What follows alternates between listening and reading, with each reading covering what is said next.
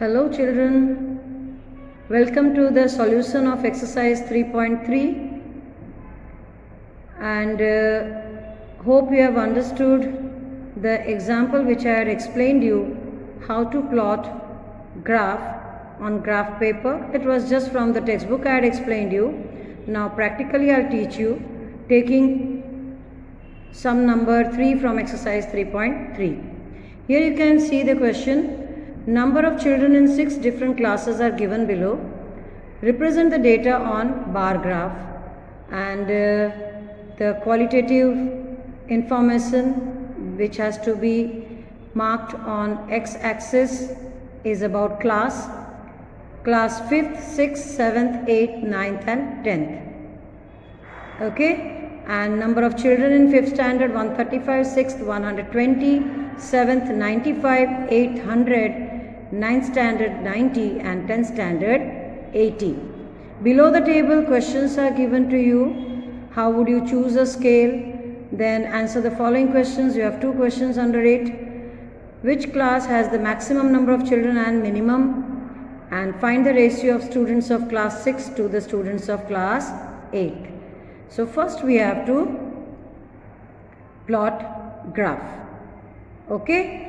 And for that what you require is a graph book like this, where you have 1 unit. In 1 unit you have 10 lines you can see.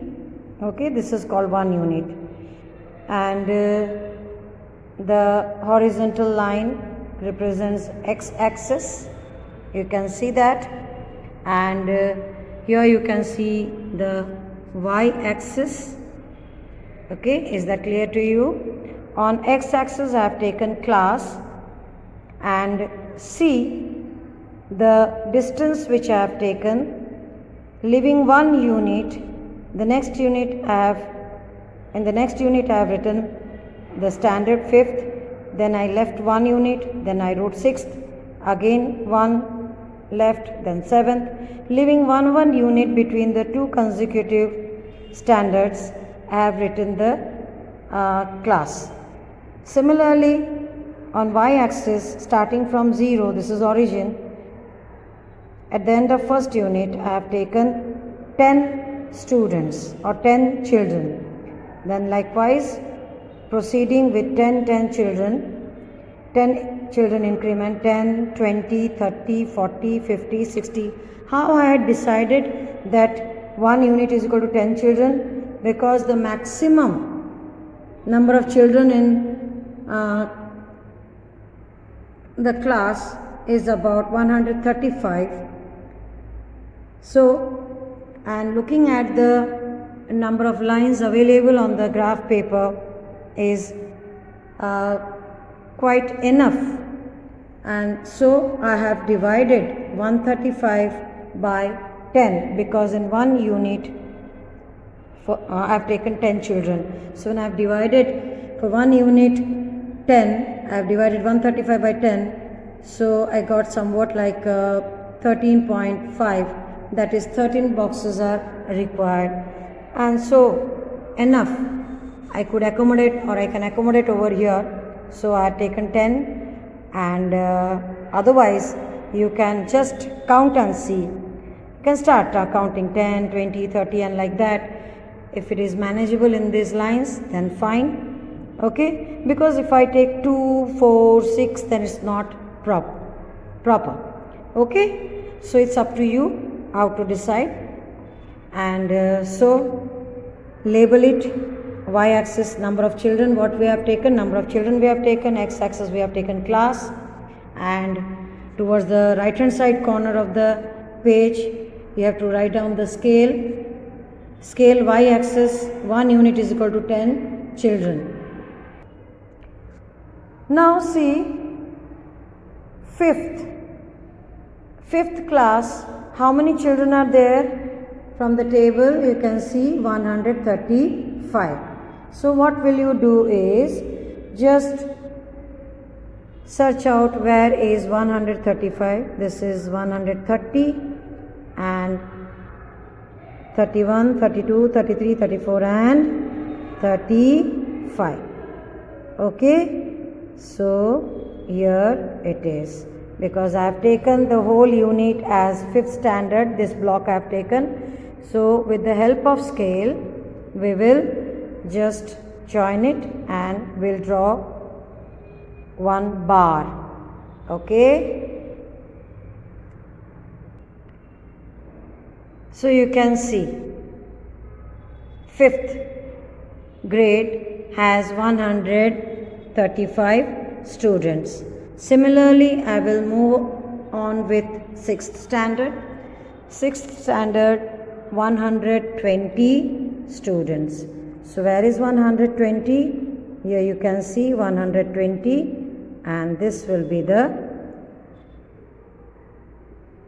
yes, with the help of scale you draw it. Mark it first, then we can draw the columns. Limit, you take the limit where it will end up. 7th standard, 95. So where is 90? Here is 90, and where is 7th standard? This is 7th standard. Go for 95. This is 90, and 5 lines after 90 gives you 95. With the scale, you put the horizontal line, then 8th standard, 100. Where is 100? Here it is. So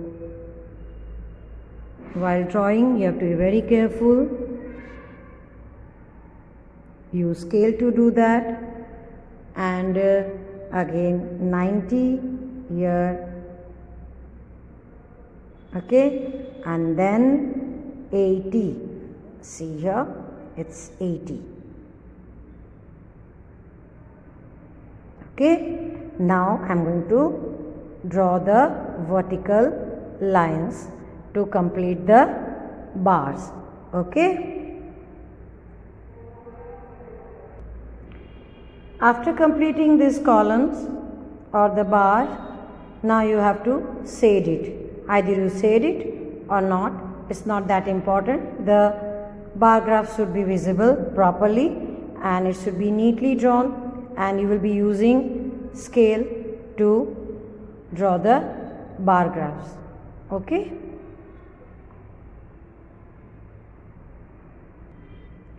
On shading, you can see the columns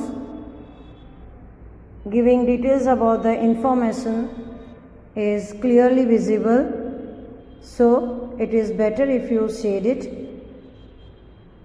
And this is how our bar graph representing number of children in 6 different classes. Is that clear to you? And now from the table you can answer the following question, or from the graph you can answer. Okay. First question is, which class has maximum number of children? 5th class has maximum number of children. From the table you can see number of children, 5th standard 135, or from the graph you can see the tallest bar is this, and it's of 5th standard, and the shortest one is of 10th standard. How much it is? It's 80. So that's what we have written. Maximum number of children 5th standard and minimum number of children in 10th standard. Find the ratio of students of class 6th to the students of class 8th. तो class 6th में कितने बच्चे हैं? 120, and 8th में 100. So I have taken the ratio. The ratio of students of class 6 to the students of class 8 is equal to 120 is to 100. Write it down in the fraction form and simplify. You can see 120 upon 100, 12 tens are 10 tens are 10 got cancelled, and 12's factor is 2 6 are 10's factor will be 2 5's are 2 gets cancelled, and we have 6 upon 5. The ratio will be 6 is to 5.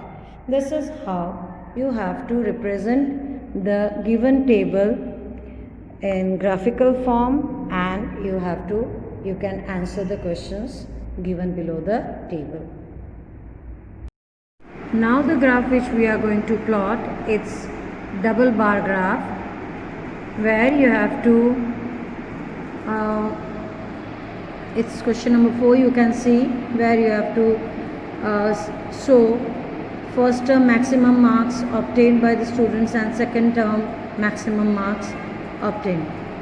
Okay, performance of the students first term and second term, subjects English, Hindi, Math, Science and Social Science. So we have to compare the performance of two terms at a time. So the graph is going to be like this. Here you can see same way y-axis and x-axis, but there will be slight difference from the single bar graph. Here subjects you will write in the x-axis, but instead of one column you have to take two columns together, which you are going to specify it. First bar will be for first term marks and second bar will be specifying second term marks. Okay, one you will say it, the other one you will not say it, or you can say it with different pattern. Okay, look here, I have taken the gradings or marks from the given table. You can make out that maximum is 95.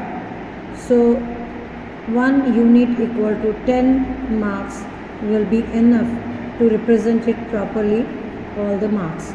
Okay, so 10, 20, 30, 40 till 100 is enough. Now 2 blocks I have taken under English subject, then for Hindi, then for Maths, Science and SS. Because the number of subjects are not many, they are enough to be adjusted if I take 2 units or 1 unit each for each term. Okay, so look here from the table, first term 67 marks and second term 70 marks obtained in English subject. Let's see how you are going to do it. English 67, 65 and then 2 lines, that gives you 67, 5 plus 2, 67 and this is 70. Both the bars should be touching each other. One you are going to shade it, and remember every time the first bar which you are going to draw, that will be representing first term marks. Clear? So I have shaded it, and then the second bar shows you second term marks, and I have already mentioned it at the top of the graph so that there won't be any confusion. Like that you have to go for Hindi, Maths marks, Science marks and SS.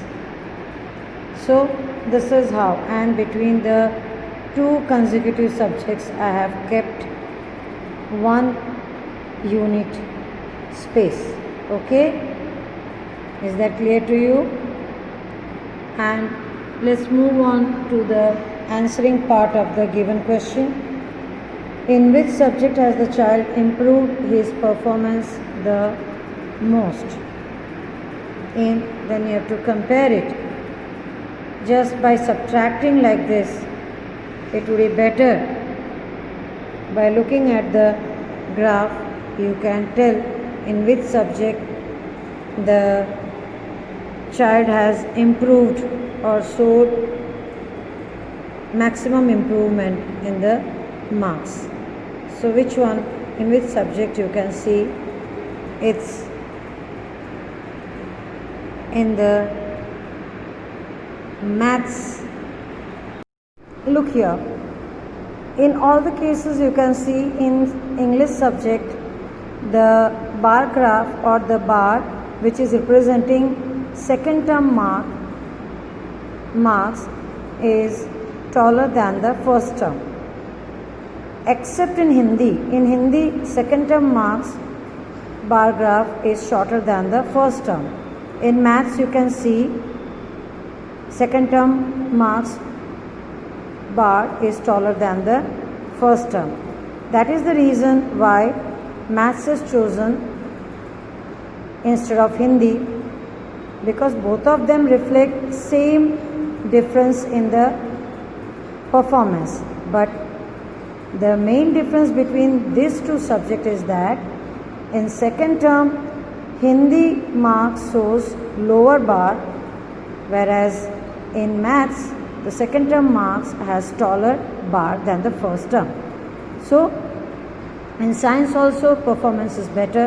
In SS also the performance in second term is better than the first one. But when you compare the subjects, maths is the subject where performance is the most, or the child has improved most. Then we move on to the second question, in which subject is the improvement the least? So improvement the least, you can see it's social science. Social science, the gap here is the least in comparison to the other subject. Improvement is there, but it is least. Okay, so your second answer is social science. And what's the third question? Here you can see, has the performance gone down in any subject? Yes, you can see the reverse. It's Hindi, where you can see the second bar, which represents second term marks, is smaller than the first term. So here the performance has gone down. So this is how you are going to represent the given table on graph paper, and you will answer the questions based on it. The rest of the questions I am leaving it on you. Question number 5 is same as that of question number 4. Only the thing is that the information given, the data which is given, it's in larger number, 3-digit number, 3-digit to 4-digit numbers they are. So you have to decide the scale, and as I told you, if it is a 3-digit number, then you go for 100.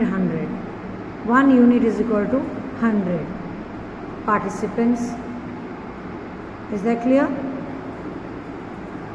So the rest of the questions you will do it on your own, that is self practice, and if you find any doubt, then you can call me. Our next video is going to be about the 4th chapter. Till then, stay home, stay safe. Goodbye.